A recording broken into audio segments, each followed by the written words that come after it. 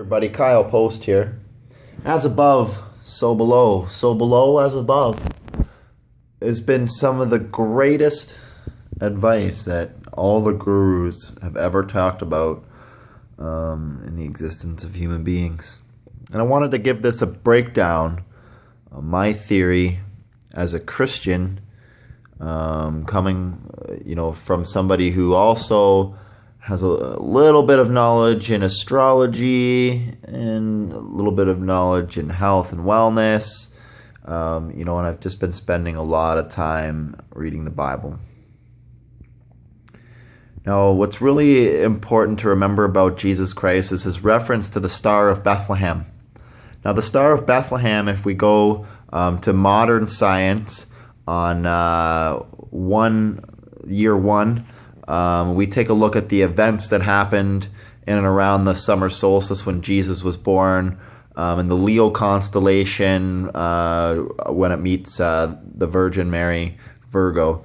Now, what happened was really, really important for everybody to understand, and it's confirmed by science that this event did take place, and it would have been the most amazing star ever seen in our sky, which it was described as to happen. So what happened was Jupiter flew into the cycle into the Earth, where Venus lined up behind it, along with the star King Regularis and Regularis, which is known as King of Kings, or King Regularis in astrology terms. That's why the reference to King of Kings is really important to Jesus, because both King Regularis and Regularis lined up with Jupiter and Venus and gave the most beautiful light show that ever happened on Earth.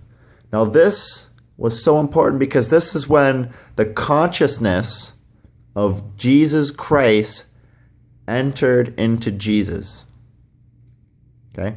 Now, that's really important because this happens with every human being on Earth. And that's why astrology has been proven to be important in most of your lives.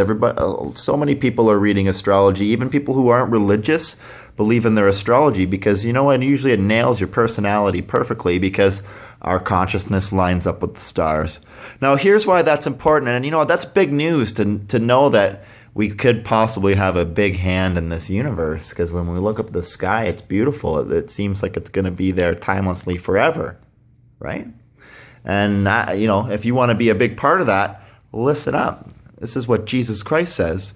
He says that if you want to be a pillar in his temple in heaven, which is the stars, then you have to accept him and, follow the Christian faith, which is, reading the word and, going to him for your problems. And, it's not that difficult to live a good life and to accept his suffering. But what's really, really cool, and I want to explain heaven and hell like this, eternity, because two things can really happen with a star. Our sun has two options. It's going to start expanding, and it'll grow into a red giant, and then it could end up just burning out.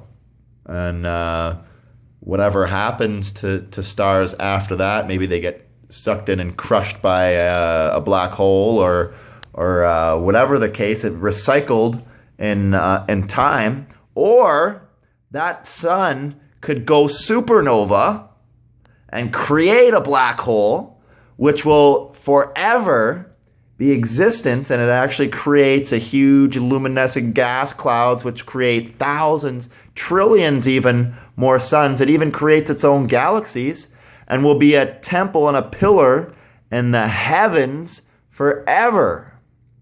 So if what Jesus is saying is that it's really important that we understand the lineup of our consciousness so that we can understand ourselves and the universe within and up there, so that we can live forever